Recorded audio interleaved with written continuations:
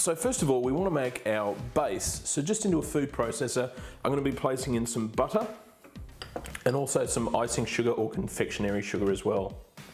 Now we want to pulse this a few times, and then mix it until it's nice and creamy. Now we'll add in our plain flour, our cocoa, some vanilla extract and some egg yolks. Now we just pop the lid on and we mix it again.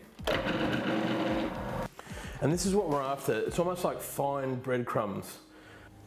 So just into a fluted tart tin, I'm going to be placing in our crumble mixture. Using your hands, spread out that mixture.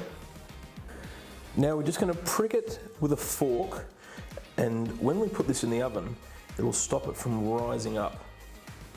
So I'm going to blind bake this for about 15 to 20 minutes at 180 degrees Celsius or 350 Fahrenheit.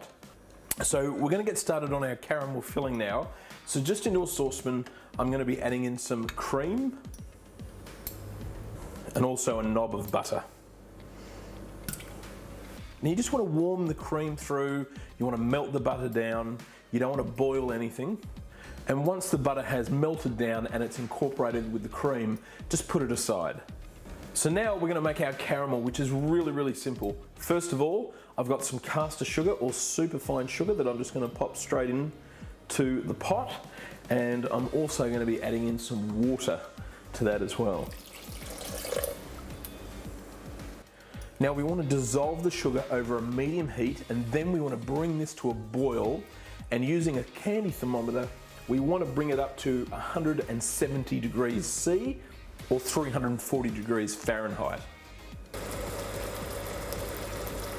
So this is what we've got, this beautiful, dark, rich caramel. Now, what I'm going to do now is pour in very slowly and whisk it in carefully our cream and butter mixture that we melted down before, just a little bit at a time, and just give it a whisk through.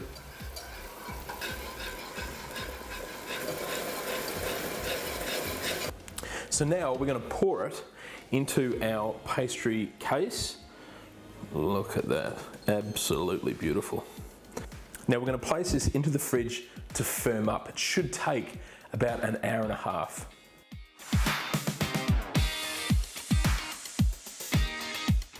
So our final stage is the chocolate ganache that we're going to make, and it's really simple. It's done in the microwave.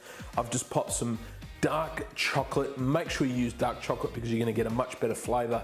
And I've also popped in some cream as well. Popped it in there at 30-second intervals, and now you can see here I'm just going to mix it around until it's nice and combined.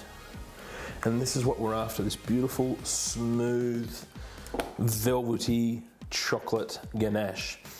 So I've taken out the tart from the fridge. It's been in there for about an hour and a half, and now I'm going to pour over on top our chocolate ganache, and look at that.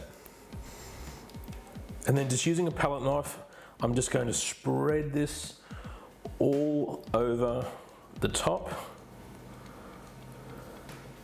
And now I'm going to do something that I just think tops this tart off beautifully, is I'm going to crack over some sea salt just over the top.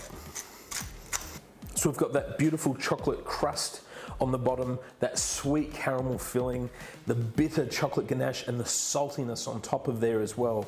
This is just gorgeous. I'm going to pop this into the fridge to chill for about 30 minutes, that top layer, and then we can slice into this bad boy.